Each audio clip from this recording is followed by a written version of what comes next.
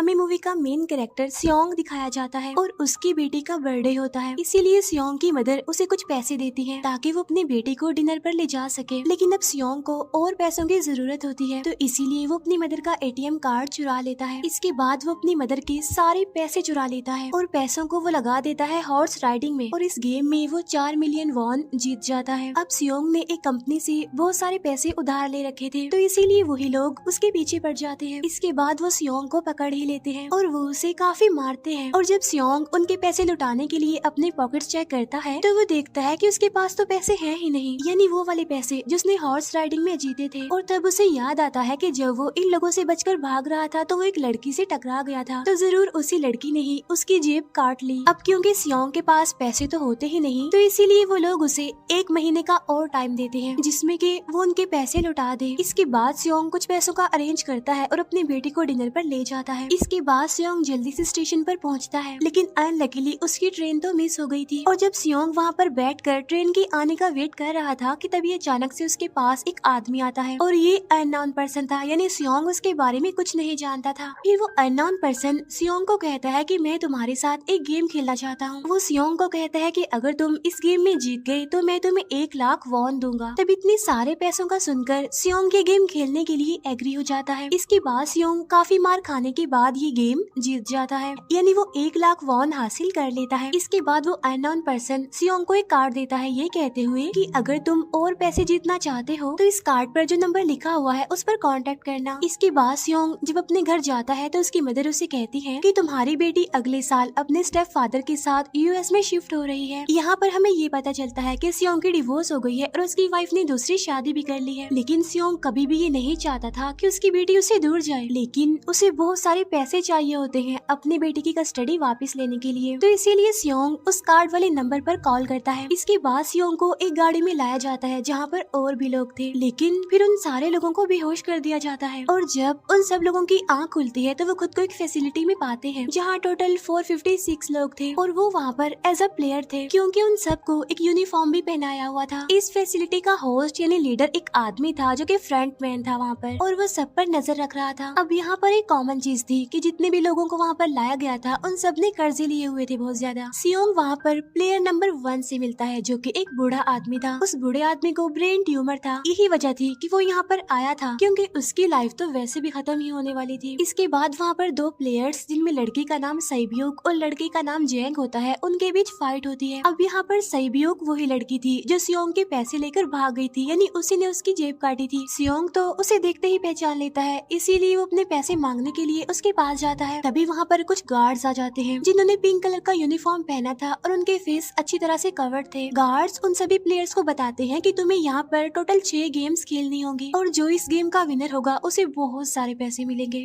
इसके बाद उन सबसे एक कॉन्ट्रैक्ट पर साइन करवाया जाता है और इस कॉन्ट्रैक्ट के 3 मेन रूल्स थे। पहला रूल ये कि कोई भी प्लेयर अपनी मर्जी से गेम को छोड़कर नहीं जा सकता। दूसरा रूल ये होता है कि जो भी प्लेयर खेलने से मना करेगा तो उस प्लेयर को एलिमिनेट कर दिया जाएगा, और उनके मुताबिक एलिमिनेट का मतलब क्या था ये तो हम आगे ही जानेंगे। गेम का तीसरा रूल ये था कि अगर मेजोरिटी इस गेम को खेलना नहीं चाहती तो वो इस गेम को छोड़कर जा सकते हैं। इसके बाद उन सबको गेम के लिए ले जाया जाता है। अब यहाँ पर सियोंग अपने क्लासमेट सेंगवू से भी मिलता है जो कि उसे बचपन से जानता था। सियोंग उसे वहाँ पर देखकर काफी हैरान होता है क्योंकि वो तो किसी बिजनेस के लिए आउट ऑफ कंट्री चला गया था। अब पहले गेम के लिए वहाँ पर एक काफी बड़ी डॉल थी और इस गेम का रूल काफी सिंपल था, और वो ये था कि डॉल जब भी गाना गाएगी उन सबको आगे बढ़ना है, और जैसे ही वो गाना गाना बंद करेगी तो उन सबको रुक जाना है और मूव नहीं करना है, और अगर कोई हिल गया तो उसे एलिमिनेट कर दिया जाएगा। अब स्टार्टिंग में तो ये सब कुछ उन्हें किसी प्रैंक की तरह लग रहा था, लेकिन जब एक लड़का हिल जाता है तो उसे शूट करके मार दिया जाता है, और यही होता है एलिमिनेट का मतलब, यानी उन्हें मार दिया जाएगा। अब ये देखकर वो सारे लोग काफी घबरा जाते हैं और उन्हें पता चल चुका था कि वो खतरे में है, इसीलिए लोग डरते हुए पैनिक करते हुए इधर उधर भागने लगते हैं।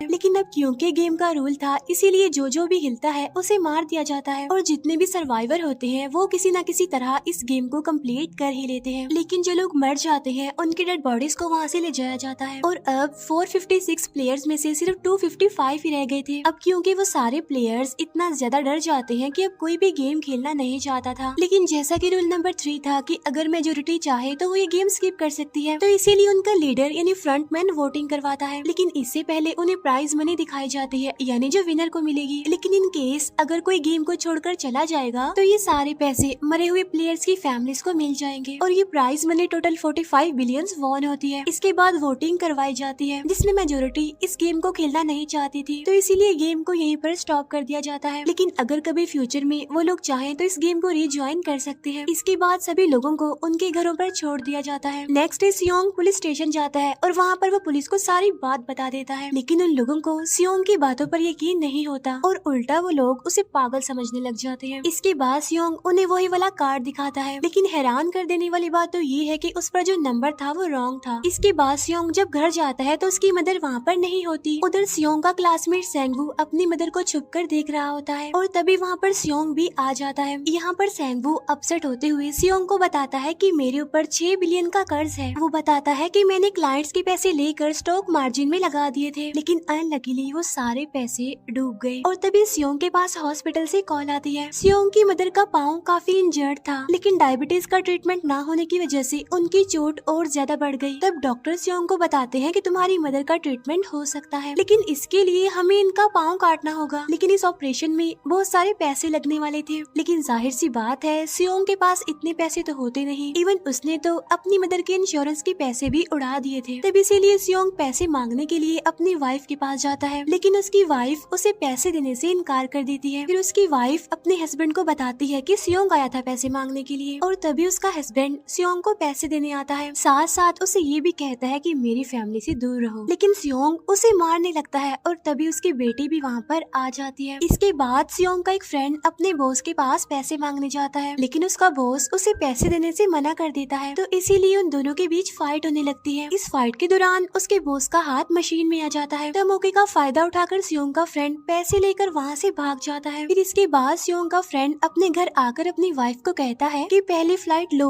और जाओ यहाँ से। इसके बाद सईब्यूक एक एजेंट से मिलती है, क्योंकि उसने अपनी मदर को नॉर्थ एरिया से साउथ एरिया में लाना था। सईब्यूक वही लड़की जिसने सियोंग की जेब काटी थी, लेकिन यहाँ अपनी मदर को लाने के लिए सईब्यूक को बहुत सारे पैसों की जरूरत थी। अब सईब्यूक का एक छोटा भाई भी होता है जिससे उसने प्रॉमिस किया होता है कि मैं मदर को जरूर ले आऊंगी। इसके बाद हमें एक ऑफिसर दिखाया जाता है और इस ऑफिसर का भाई कुछ टाइम से मिसिंग था, इसीलिए वो ऑफिसर अपने भाई के घर जाता है, जहाँ उसे पता चलता है कि उसका भाई तो पिछले कुछ दिनों से अपने घर पर भी नहीं आया। और जब वो ऑफिसर घर को चेक कर रहा होता है तो उसे एक कार्ड मिलता है वहाँ पर, और इस ऑफिसर ने सेम ऐसा ही कार्ड पुलिस स्टेशन में सियोंग के पास भी देखा था, तो इसीलिए वो ऑफिसर सियोंग के पास जाकर उससे इस बारे में पूछता है, लेकिन सियोंग उसे कुछ नहीं बताता। इसके बाद सियोंग जब अपने घर जाता है तो उसे वो कार्ड दोबारा मिल जाता है वहाँ पर। अब सियोंग डिसाइड करता है कि वो दोबारा से उस गेम को ज्वाइन करेगा, इसीलिए सभी प्लेयर्स को एक शिप के पास ले जाया जाता है। इधर ही वो ऑफिसर भी गाड़ियों का पीछा करते हुए उस शिप तक आ जाता है। वो एक गार्ड को मारकर उसे पानी में फेंक देता है। इसके बाद उन सभी प्लेयर्स को एक आइलैंड पर मौजूद फैसिलिटी में लाया जाता है। अब यहाँ पर उन्हें जरा भी अंदाजा नहीं था कि अगला गेम कौन सा होगा और उसे कैसे खेला जाएगा। इसके बाद वो लोग अपनी अलग अलग टीम्स बना लेते हैं। रात को सईब्यूक और उसकी फीमेल फ्रेंड वॉशरूम जाते हैं। यहाँ पर सईब्यूक गार्ड्स की नजरों से बचते हुए उस फैसिलिटी को एक्सप्लोर करने लगती है। तभी वो देखती है कि गार्ड्स बड़े बड़े बर्तनों में कुछ बना रहे हैं,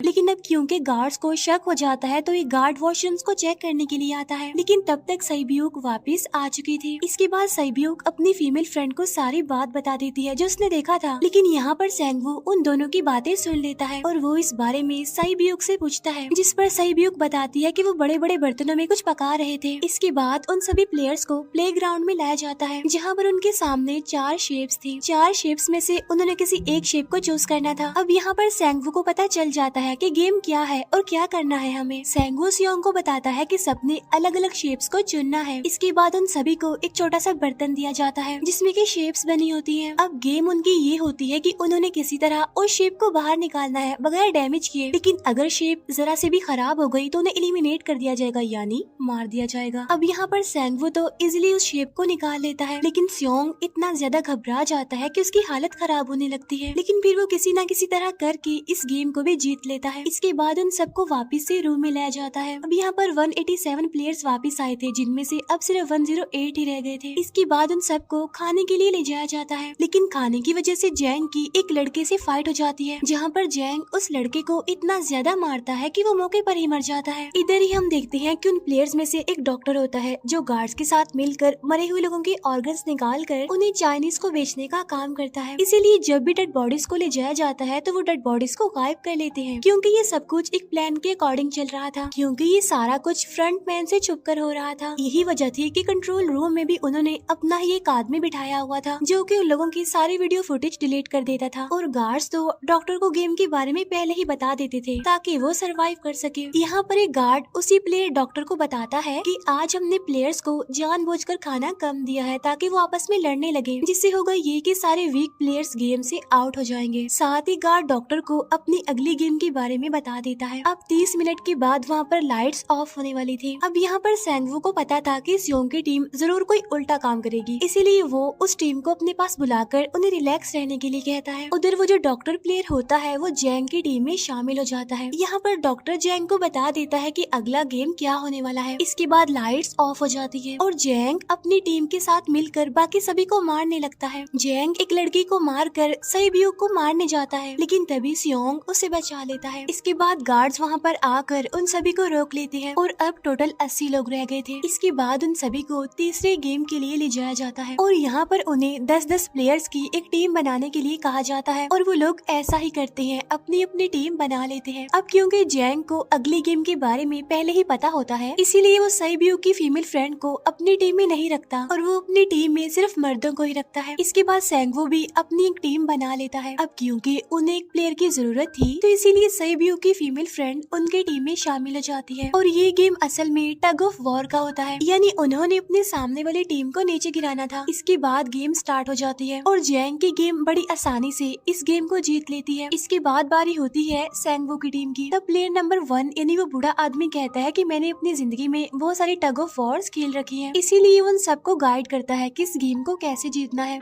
तो इसीलिए वो लोग किसी न किसी तरह करके इस गेम को जीत जाते हैं। फिर दिखाया जाता है कि 30 मिनट के बाद दोबारा से लाइट्स ऑफ हो जाएंगी, जिस पर सैंगवू उन सबको कहता है कि रेडी रहना। तो इसीलिए वो डिसाइड करते हैं कि एक एक करके हम पहरा देंगे। अब जैंग की टीम में एक से बढ़कर एक चालाक प्लेयर था, तो इसीलिए जैंग को डर होता है कि कहीं उसकी टीम उसे ही साइड पर न लगा दे, यानी उसे ही अपने रास्ते से न हटा दे।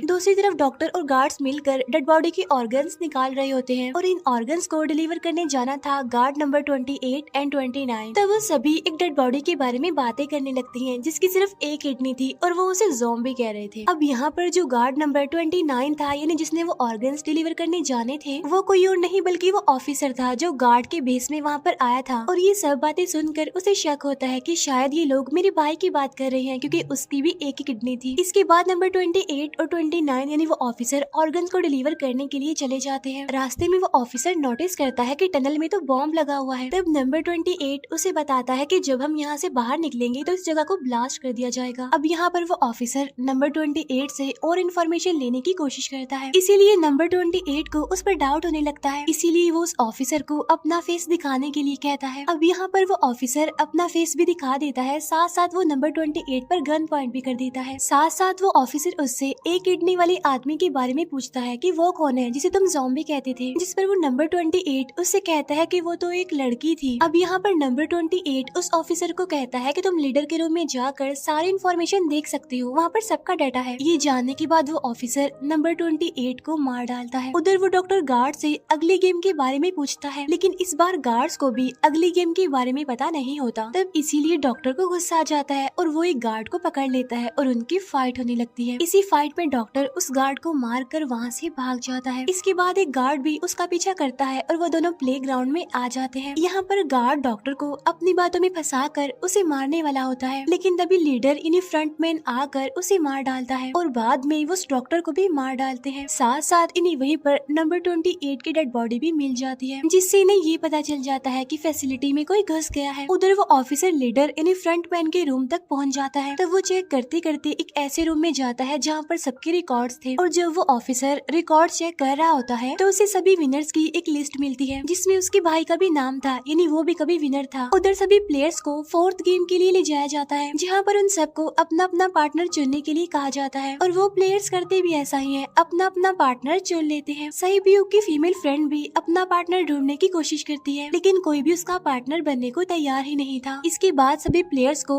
10-10 मार्बल्स दिए जाते हैं। असल में ये गेम ऐसी होती है कि एक प्लेयर को अपने पार्टनर से सारे मार्बल्स लेने होते हैं बगैर कोई जोर जबरदस्ती किए और जो दूसरा पर्सन होगा यानी जिसके पास मार्बल्स नहीं होंगे उसे मार दिया जाएगा। फिर सैंगवू और सियोंग का फ्रेंड ऑड और इवन का गेम खेलते हैं जिसमें कि उन्होंने गेस करना था कि सामने वाले के हाथ में कितने मार्बल्स हैं। अब यहाँ पर सियोंग का फ्रेंड सैंगवू के सारे मार्बल्स जीत जाता है जिसकी वजह से लास्ट में सैंगवू के पास सिर्फ एक ही मार्बल बचता है। अब क्योंकि सैंगवू को पता चल चुका था कि अब वो बच नहीं पाएगा, इसीलिए वो सियोंग के फ्रेंड को अपनी बातों में फंसा कर उसे ये यकीन दिलाता है कि अगर हम में से कोई भी हार गया तो हारे हुए लोगों का मैच दोबारा करवाया जाएगा। अब यहाँ पर सैंगवू धोखे से सियोंग के फ्रेंड के सारे मार्बल्स चेंज कर देता है। इसके बाद सैंगवू मार्बल्स लेकर गार्ड को दे देता है और वहाँ से बाहर चला जाता है और जब सियोंग का फ्रेंड मार्बल्स चेक करता है तो वहाँ पर पत्थर होते हैं। उधर प्लेयर नंबर 1 यानी उस बूढ़े आदमी की हालत खराब हो रही थी, इसीलिए वो तो इधर उधर घूम रहा था लेकिन सियोंग किसी तरह उसे खेलने के लिए एग्री कर लेता है। अब यहाँ पर वो दोनों यानी वो बूढ़ा आदमी और सियोंग भी इवन ऑड खेलते हैं। अब इनमें से वो बूढ़ा आदमी सियोंग के सारे मार्बल्स जीत जाता है लेकिन लास्ट राउंड में वो बूढ़ा आदमी भूल जाता है कि उसने क्या चूज किया था। तो यहाँ पर सियोंग उसी बातों में फंसा कर उसके सारे मार्बल्स ले लेता है लेकिन यकीन मानिए कि वो बूढ़ा आदमी काफी चालाक था। उसने एक मार्बल अपने पास ही रखा हुआ था और वो दोबारा से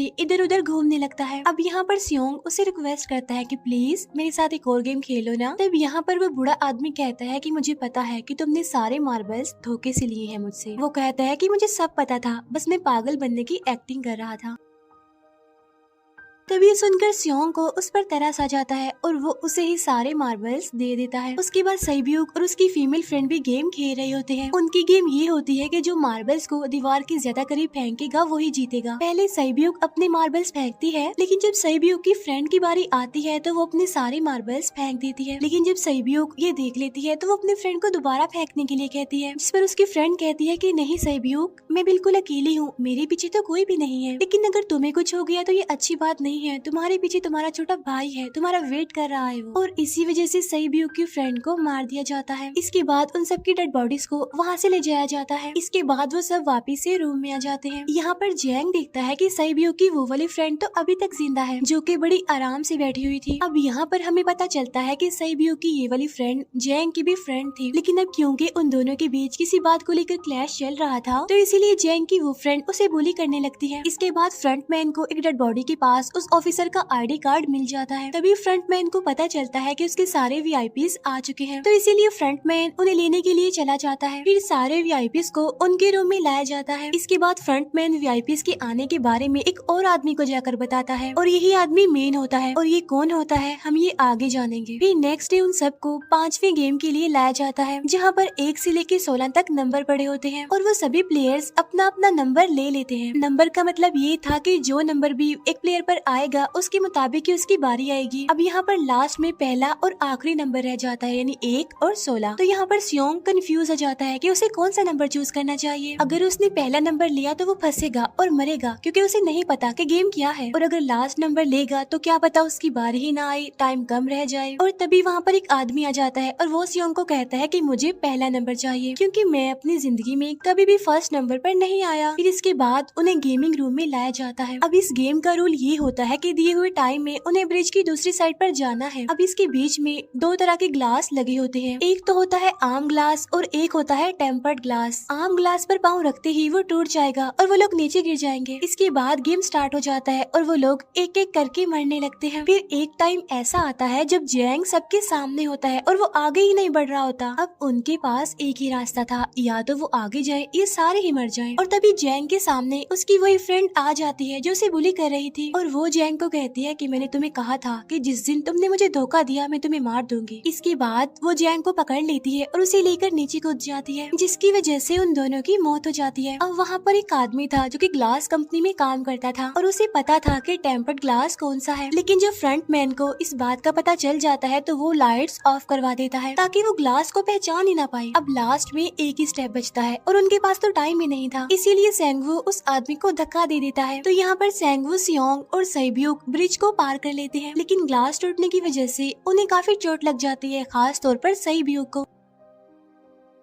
उधर उस ऑफिसर ने एक सर्वेंट को मारकर उसकी जगह खुद ले ली थी। अब एक वीआईपी को उस ऑफिसर पर शक होता है और वो उसे कहता है कि अपना मास्क रिमूव करो, लेकिन वो ऑफिसर कहता है कि ठीक है, लेकिन मैं अंदर जाकर अपना मास्क रिमूव करूंगा। इसके बाद वो ऑफिसर उस वीआईपी को लेकर अंदर चला जाता है। अंदर जाकर वो ऑफिसर उस वीआईपी को बेहोश कर देता है और इस बात का पता फ्रंट मैन को चल जाता है, इसीलिए फ्रंट मैन उसके पीछे जाता है और वो उस ऑफिसर को देख लेता है, इसीलिए वो ऑफिसर वहाँ से भागकर आइलैंड पर आ जाता है। फ्रंट मैन भी उसका पीछा करते हुए वहाँ पर आ जाता है। अब यहाँ पर वो ऑफिसर अपने सीनियर्स को कॉल करने की कोशिश करता है, लेकिन कॉल कट हो जाती है। फिर वो ऑफिसर उन्हें सारे सबूत भेजता है, लेकिन वहाँ पर नेटवर्क नहीं था। इसके बाद फ्रंट मैन ऑफिसर को पकड़ लेता है और उसे उनके साथ चलने के लिए कहता है, लेकिन वो ऑफिसर तो उस फ्रंट मैन पर गोली चला देता है। इसके बाद फ्रंट मैन अपना मास्क उतार देता है तो वो ऑफिसर देखता है कि वहाँ पर कोई और नहीं बल्कि उसका अपना भाई है वो। इसके बाद ऑफिसर का भाई यानी फ्रंट मैन उसे शूट कर देता है और वो जाकर पानी में गिरता है। उधर ग्लास लगने की वजह से सैब्यूक काफी इंजर्ड हो गई थी और उसका बहुत सारा खून भी बह रहा होता है। इसके बाद तीनों सर्वाइवर्स को